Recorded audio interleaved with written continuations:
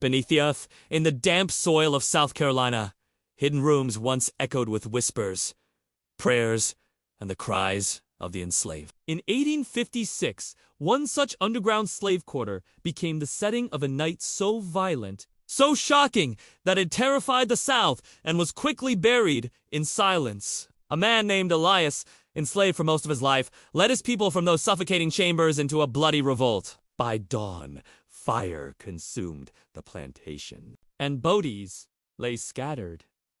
This was Elias's story, a story nearly erased. Elias was not born free. He came into the world already bound on a sprawling plantation outside Charleston. The estate was vast cotton and rice fields stretching until the horizon blurred into marsh. The master, Charles Wentworth, prided himself on his wealth. He built a grand house with tall white columns, a symbol of Southern aristocracy. But behind the facade of elegance was a world of cruelty. Wentworth's slaves were not housed in neat rows of cabins, like on many plantations. Instead, beneath the earth, he had constructed underground quarters. Some said it was to keep them hidden from guests. Others whispered it was to prevent escape. These cramped spaces were damp, cold, and airless. By candlelight, Elias and dozens of others tried to rest on dirt floors, the ceiling low enough that they had to stoop. The smell of sweat, mold, and despair clung to everything. Each dawn, they emerged from the underground chambers like ghosts, blinking into the light, only to be driven into the fields. Overseers on horseback carried whips and rifles, their voices slicing the air with threats. A missed quota brought punishment. Resistance brought torment. For Elias, it had been this way since he was a boy. He had seen his mother whipped until she could no longer stand. He had seen friends sold away at auction, vanishing into the unknown. He had endured hunger, thirst, and endless toil. But the underground quarters, that was the breaking point. The quarters were not just cages. They were tombs for the living. As years passed, Elias carried his rage in silence. He was tall, broad-shouldered, his body hardened by years of labor. His silence made him appear obedient, but beneath the surface he plotted. He watched the overseers' routines. He listened to rumors from other plantations, whispers of uprisings, of Nat Turner, of rebels who dared to fight back. The breaking point came in the summer of 1856. One evening, after a long day in the rice fields, Elias returned to the underground quarters to find a young boy lying still. The boy had suffocated in the stifling air, his body overheated in the summer heat. The others wept in silence, terrified to draw attention. For Elias, the moment carved itself into his soul. Enough was enough. Night after night, Elias whispered in the dark. He spoke to the others' men, women, even the elders. They met secretly, their voices low, speaking of a plan. The tools of their bondage axes, scythes, hose would become weapons. They would wait for the night of celebration, when the master and overseers would drink themselves into weakness. And then they would rise. The plan was dangerous. If discovered, they would all be tortured, executed, their bodies made examples. But the suffering of the underground quarters left little choice. To continue living in those tombs was worse than death itself. The night arrived. It was August of 1856.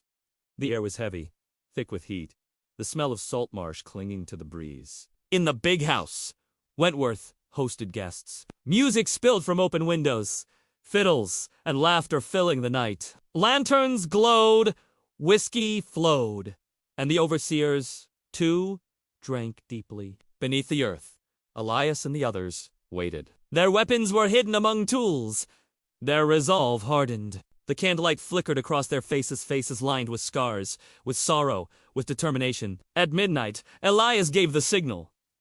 The trapdoors creaked open. Dozens of enslaved men and women emerged like shadows from the ground, moving swiftly and silently.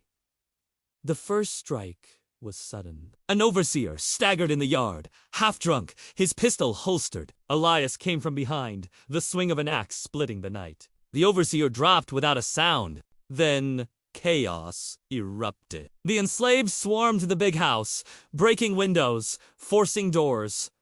Tools became weapons. Cries of terror filled the halls as the guests realized what was happening. Fire spread quickly as torches were thrown into the wooden beams. Flames licked upward, smoke curling into the night sky. Wentworth, the master, tried to flee. He stumbled from his chamber in his nightshirt, pistol shaking in his hand. But Elias was waiting. For a moment, the two locked eyes, master and slave, oppressor and oppressed. Elias raised the same axe that had cut wood for Wentworth's fire for years. With a single strike, the master fell.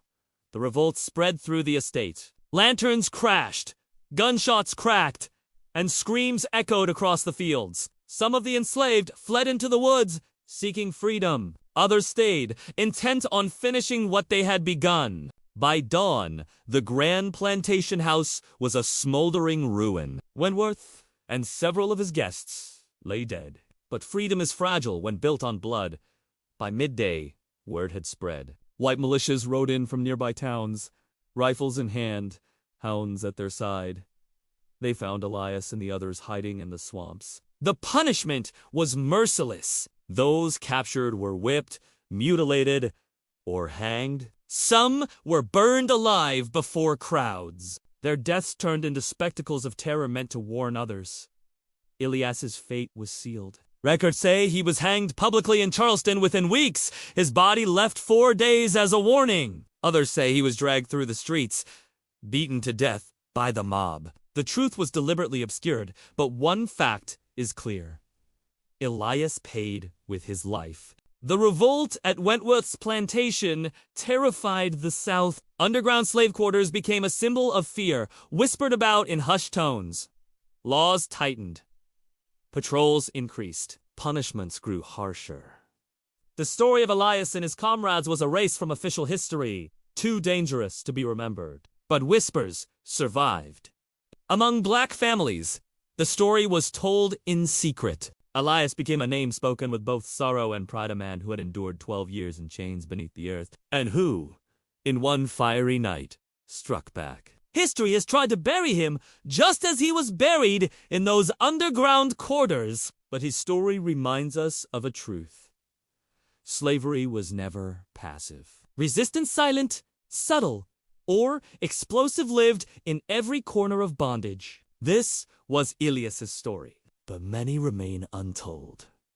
If you want to uncover more hidden slave stories and forgotten histories of resistance, click on the playlist here. And if you believe these voices from the past deserve to be remembered, subscribe to this channel and join us as we continue to bring the shadows of history into the light.